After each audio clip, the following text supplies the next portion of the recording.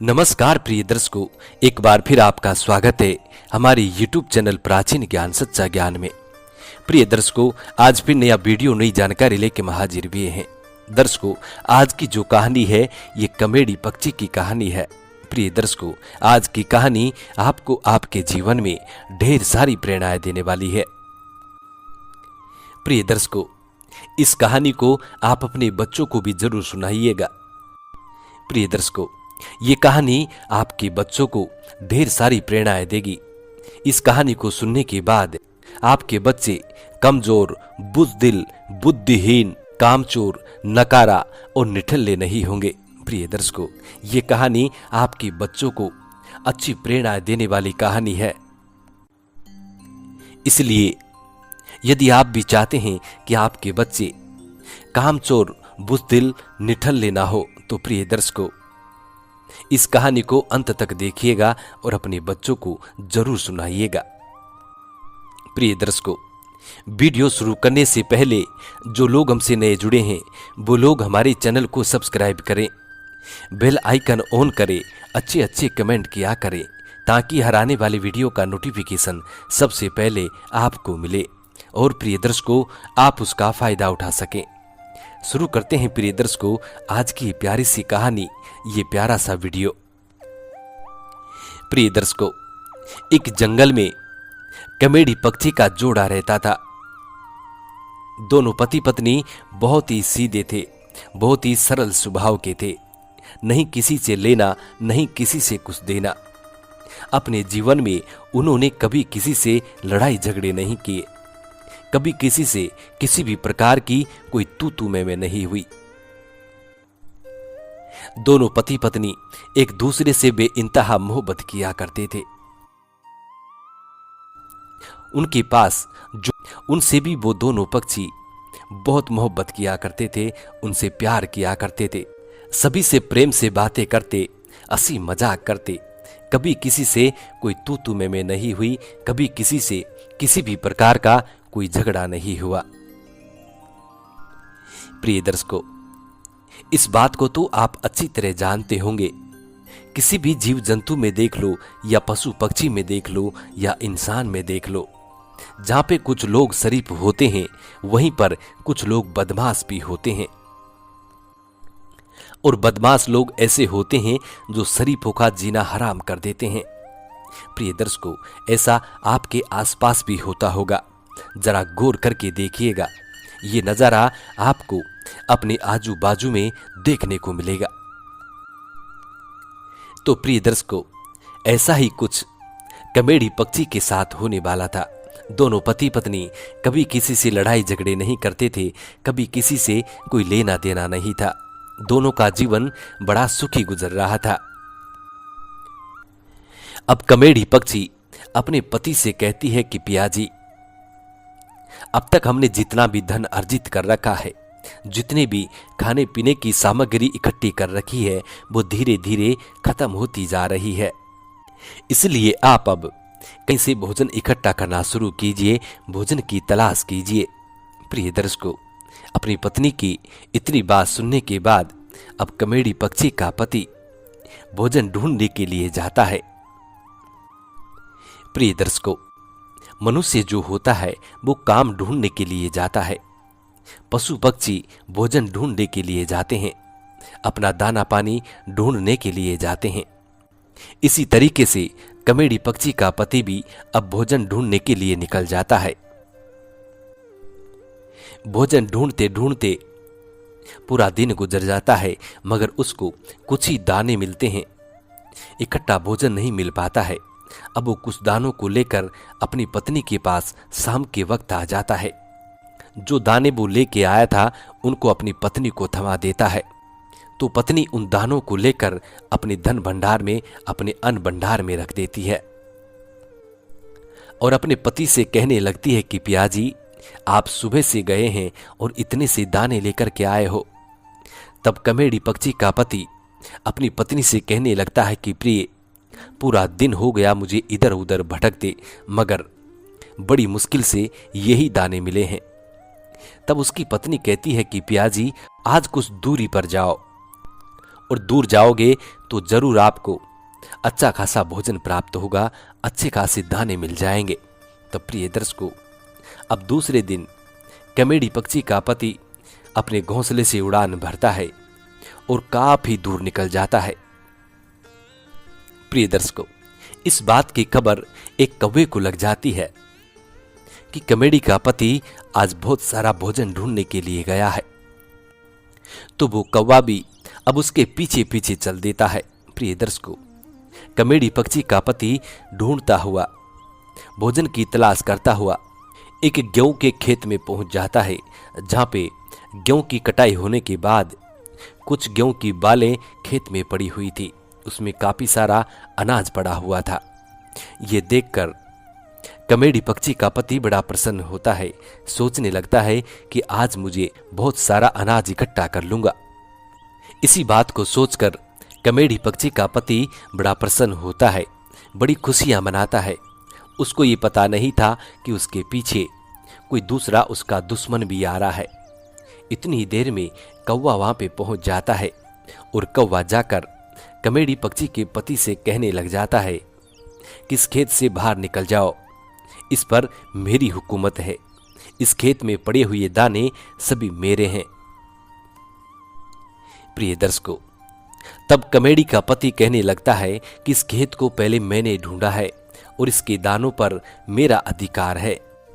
प्रिय दर्शकों, तब कौवा ज्यादा बात नहीं करता है, सीधा कमेडी के पति पर आक्रमण कर देता है और उसको लपड़ थप्पड़ मार के घायल कर देता है, बहुत बुरी तरह मार मारता है।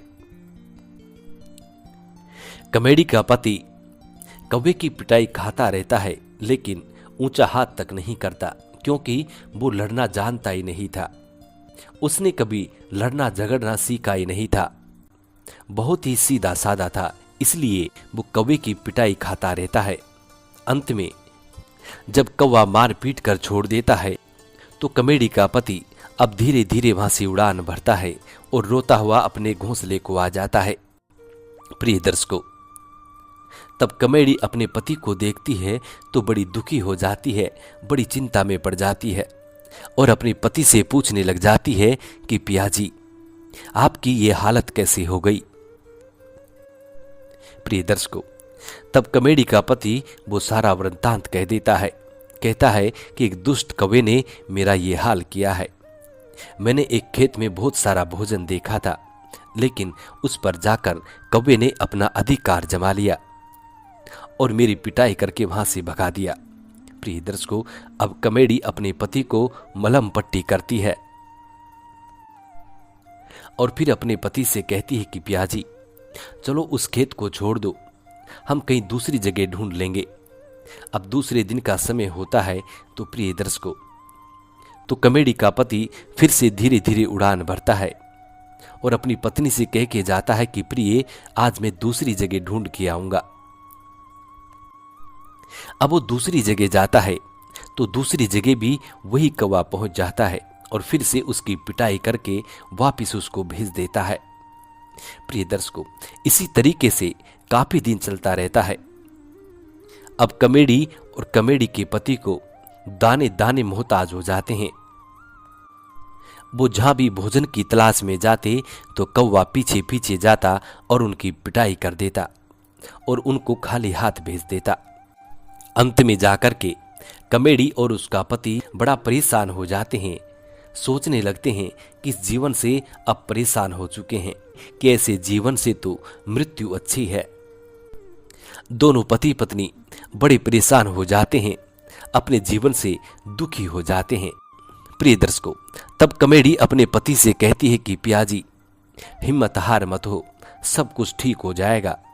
तुम एक काम करो कि आज से तुम लड़ने की प्रैक्टिस शुरू करो। लेकिन कमेडी का पति कहता है कि मैं लड़ना जानता नहीं हूं और इस उम्र में लड़ाई झगड़े सीखना भी तो उचित नहीं है। प्रिय दर्शकों, तब कमेडी अपने पति को ऐसी 4 बातें बताती है। कहती है कि पियाजी, इन 4 बातों को अपने भेजे में बिठा लो, जीवन में बहुत काम आएंगी।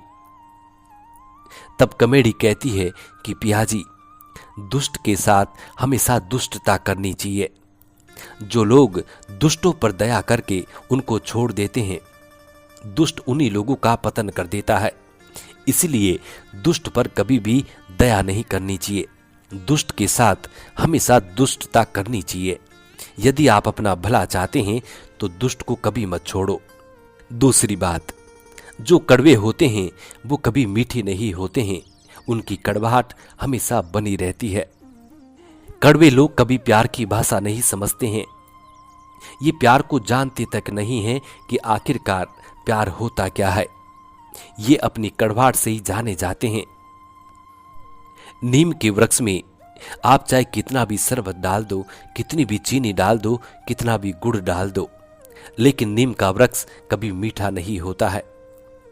वो हमेशा कड़वा है, कड़वा ही रहेगा। इसीलिए जो नीच लोग होते हैं उनकी नीचता कभी जाती नहीं है। तीसरी बात कमेडी पक्षी अपने पति से कहती है कि पिया जी, इस बात को भी अपने भेजे में जीवन भर बिठा के रखना। कमेडी कहती है कि पिया जी, गुड़ गुड़ करने से कभी मुंह मीठा नहीं होता है, चीनी चीनी करने से कभी मुंह मीठा नहीं होता है। इसके लिए कर्म करने पड़ते हैं। गुड़ को खाना पड़ता है, अपने हाथों से उठाकर मुंह में रखना पड़ता है, तब जाकर मुंह मीठा होता है। इसलिए इन दुष्टों से जीतने के लिए आपको कर्म करना पड़ेगा, इनसे लड़ाई करनी पड़ेगी, इनसे युद्ध करना पड़ेगा। इसलिए आपको युद्ध का प्रशिक्षण लेना चाहिए। चौथी बात, ज्ञानी पुरुष का ज्ञान हमेशा ग्रहण करना चाहिए। ज्ञानी चाहे छोटा हो या बड़ा हो, ज्ञानी कोई भी हो सकता है, छोटा बच्चा भी हो सकता है और बुजुर्ग भी हो सकता है, लेकिन ज्ञानी का ज्ञान को हमेशा ग्रहण करना चाहिए।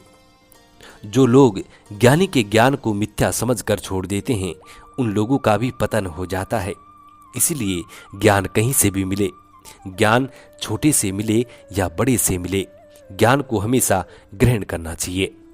कमेडी पक्षी अपने पति से कहती है कि पिया जी, इस बात को भी आप अपने जीवन में हमेशा याद रखना।